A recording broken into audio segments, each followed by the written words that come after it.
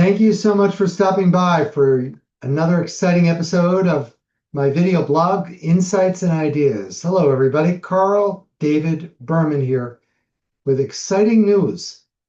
I am growing back my beard. So, for those of you who have watched me on social media for a while, you should notice that recently I've been clean shaven, and that's been a summer thing. And few days ago, I decided to switch it up, mix it up back up, and regrow my beard.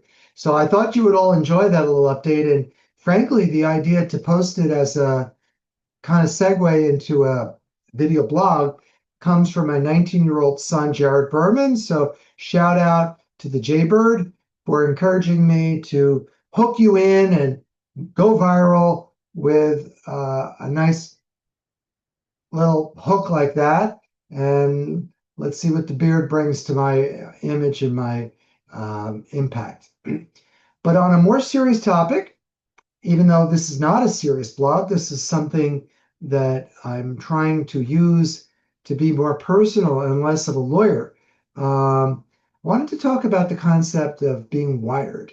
um, I'm older than the average person surfing the web, and I'm certainly older than the average client that I encounter in family court or criminal court. I'm turning 65 next January. Woohoo! Senior citizen. Um, and so I go back to the era of early computers in which everything was wired, and the idea of wireless technology has really been quite a breakthrough, probably in the last 20 years, particularly mobile devices like phones. And so it's hard for someone who's not my age or older to appreciate the improvements that our technology has had thanks to wireless. But we still have a lot of wired things. For example, the camera that is allowing you to look at me, and the microphone that's allowing you to hear me. Those are both wired devices that are USB wires that uh, plug into my plug and play computer. And I struggle to even explain this stuff, but probably do about as well as the average 64 and a half year old. So, I'm proud of my technology. I'm super excited to be wired in that sense. And I also find it interesting that the word wired has had multiple connotations over the years. There's been a website and there's been a magazine of that name. Don't ask me exactly what they are all about because I don't read them and I don't watch, the website to know exactly what Wired is all about these days. But the connotation that occurs to me that's most germane is when it's late at night and I'm having trouble winding down after a busy day and I'm feeling wired.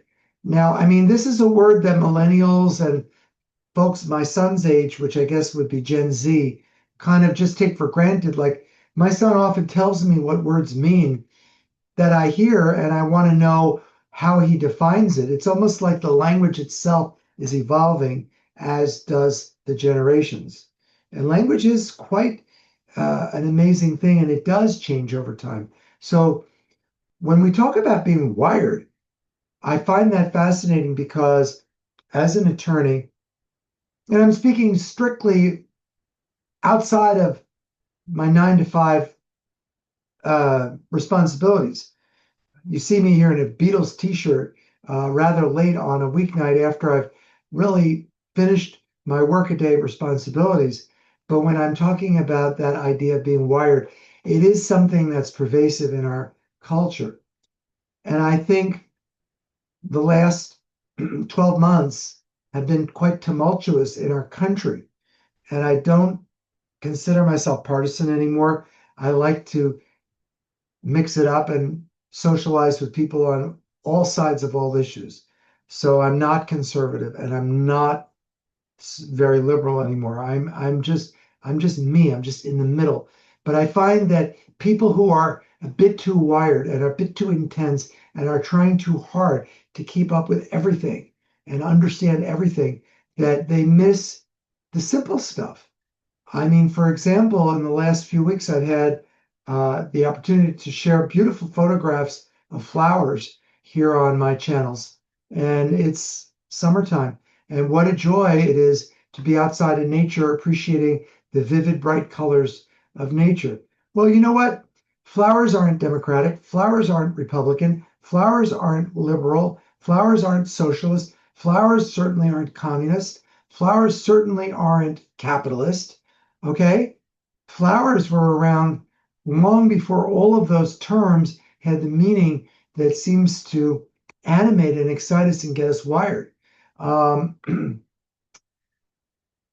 how can I segue to this? Last night I was watching on YouTube a little scene from a W.C. Fields movie going back to the early 1930s when sound movies were fairly new. And it was a scene in a diner where W.C. Fields plays a kind of beaten down guy who just looks like he's had some bad luck.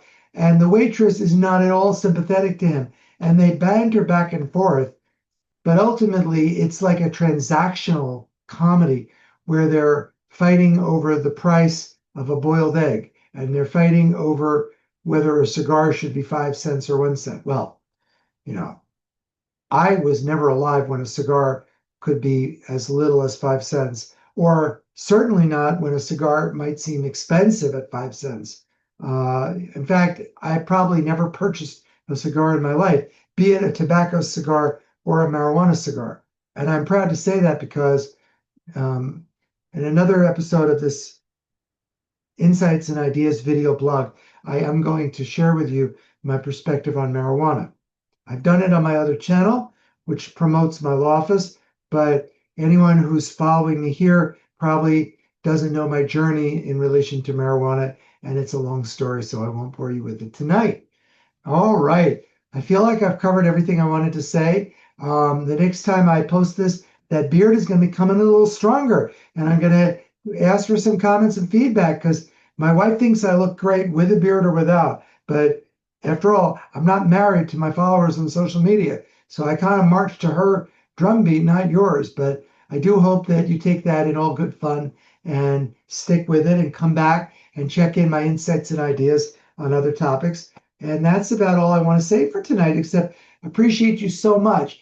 Without an audience, a video blog or a podcast is just data floating out into the cyber universe and just sort of falling there without, it's like a tree falling in the forest, but there's nobody there to hear it. So thank you so much. My audience is everything to me.